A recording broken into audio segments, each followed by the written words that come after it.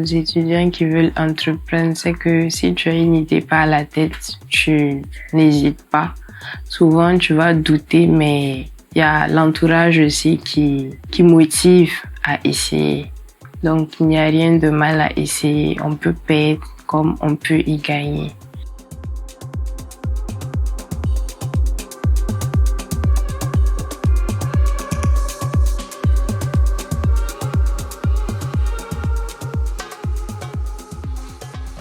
Je suis étudiante en 3e année d'économie et gestion. Il faut savoir que j'ai l'idée d'entrepreneuriat depuis octobre 2024. Et c'est en janvier que je me suis décidée à commencer. J'avais pensé à d'autres choses, la vente des vêtements. Je pensais même aux sucreries. Mais je me suis dit que bon, les sucreries, tout le monde n'aime pas le sucre.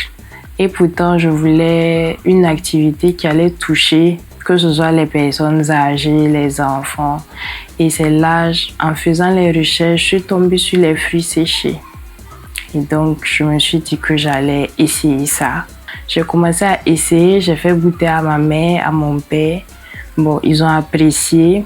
Je suis allée voir ma sœur aussi avec quelques échantillons, je lui ai montré. Elle aussi, elle a apprécié. J'ai eu beaucoup d'encouragement de mes proches.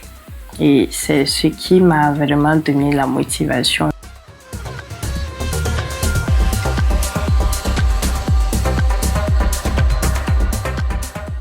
Ces débuts, je vais dire, comme toute personne, étaient parsemés d'un peu de doute parce qu'on a beaucoup parlé du projet avant qu'elle ne commence.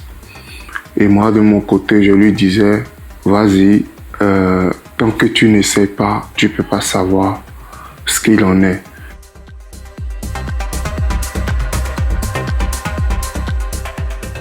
Les produits que j'ai sont l'ananas séché, la papaye séchée, la pomme, le citron, l'abricot, la prune, la cerise et puis les fraises. Tout est 100% naturel, sans sucre ajouté.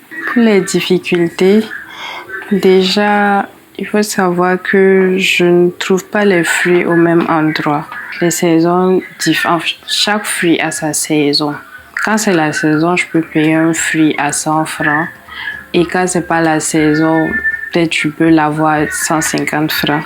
Et aussi les techniques de séchage, souvent, quand c'est mal fait, tout le séchage peut être une perte. Ce qui me rend fière, c'est de voir que je persévère et que ça grandit petit à petit.